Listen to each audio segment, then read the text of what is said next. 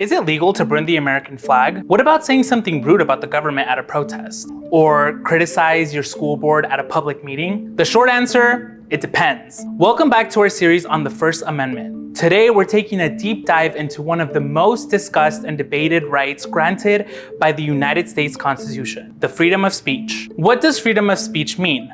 The TLDR, you generally have the right to speak your mind, even if your opinions are unpopular, uncomfortable, controversial, or in some cases, a flat-out lie. But what about the fine print? Any terms and conditions? Yes, there are limits to what speech is protected, and those limits come down to what you say, where you say it, and who you're saying it to. That's why it is so important to know your rights. So let's talk about it. Let's start with a quick refresher. When it comes to the freedom of speech, the First Amendment says the following: Congress shall make no law abridging the freedom of speech.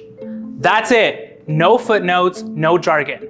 But over the years, courts have spent a lot of time interpreting what that line means and have decided on many cases that have set precedent on what forms of speech are protected. In the legal world, a precedent is a decision made by an appeals court or the Supreme Court that creates an example or rule for future cases.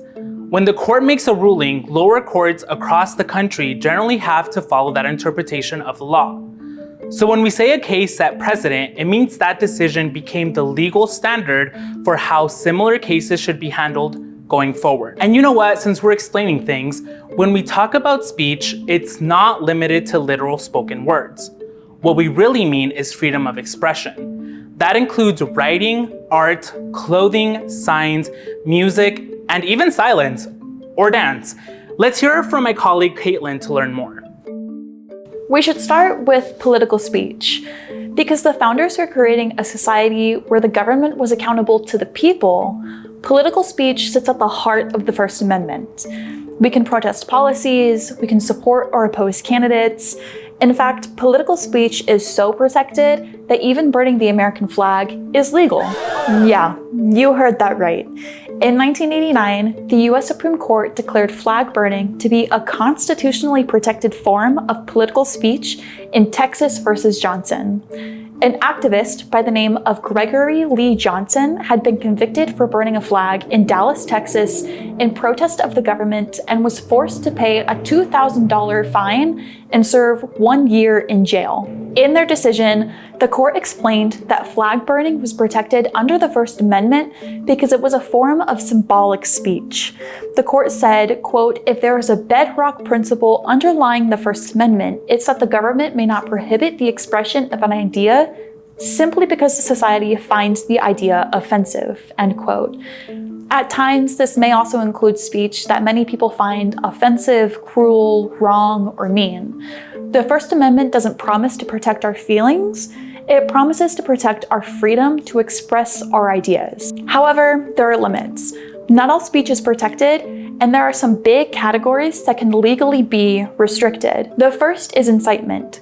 If your speech is intended to cause imminent lawless action and is likely to do so, the government can intervene. The Supreme Court held in the 1969 case, Brandenburg versus Ohio, that if speech is intended to cause imminent lawless action and is likely to do so, that the government can intervene. The second limitation includes threats.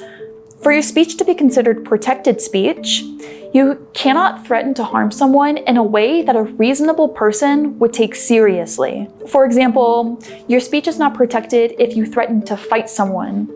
These are words meant to provoke a violent reaction. Third is obscenity. Obscenity can be very difficult to define, but the Supreme Court has held in the First Amendment context, obscenity is limited to certain kinds of sexual content. Specifically, a state can outlaw sexually obscene material that, according to, quote, contemporary community standards, is patently offensive and lacks any literary, artistic, political, or scientific value.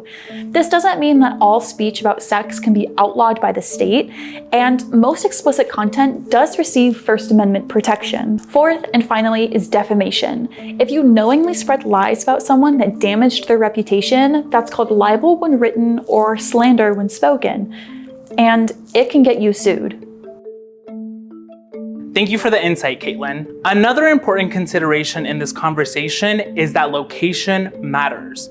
The protection of your speech may change depending on where you are. In public spaces like sidewalks, parks, and government buildings, your rights are the strongest. But the government can place what are called time, place, and manner restrictions as long as they're content neutral. Essentially, the government can create rules on when, where, and how speech happens, but not what is being said or expressed. Time restrictions control when speech can take place.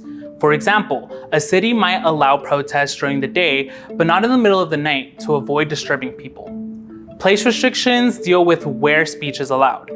While public areas like sidewalks and parks are fair game, it doesn't mean you can legally protest inside a hospital or block a highway. There are also restrictions in the manner in which you choose to practice your freedom of speech.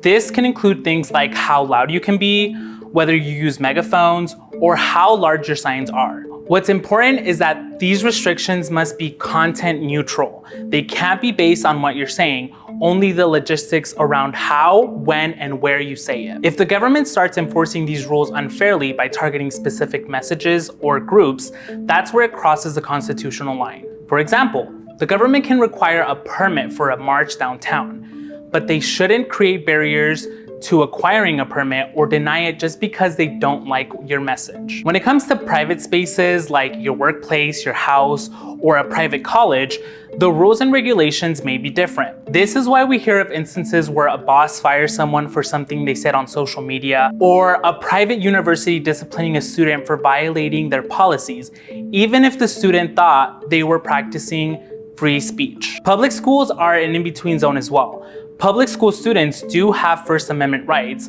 but there are some limitations. Schools can restrict speech that causes major disruptions, violates the educational mission, or infringes on the rights of other students. In closing, free speech is foundational. It's powerful and protects protesters, whistleblowers, comedians, columnists, and yes, even people we might strongly disagree with. But it's not a free-for-all. The protection of free speech can have limits in specific situations. The time, place, and manner in which you say something matters. In our next episode, we'll look at the freedom of the press, who gets to report, what protections journalists have, and what happens when the government oversteps and tries to control the narrative. Until then, remember, you have rights. Make sure you know them.